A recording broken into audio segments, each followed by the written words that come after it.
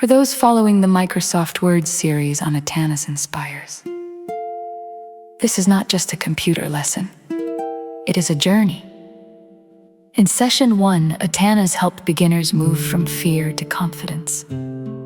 They opened Word, typed, formatted, saved, and realized Microsoft Word can be learned.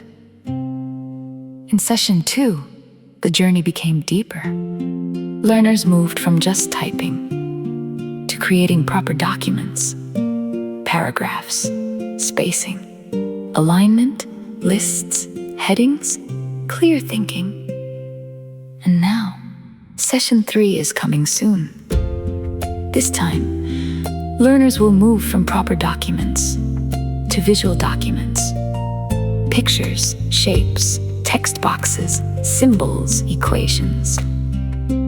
Session 1 helped learners type ideas.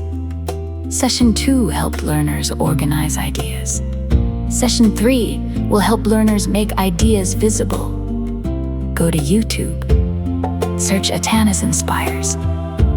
Watch Session 1 and Session 2 and get ready, because Word Session 3 is coming soon. Learn, apply,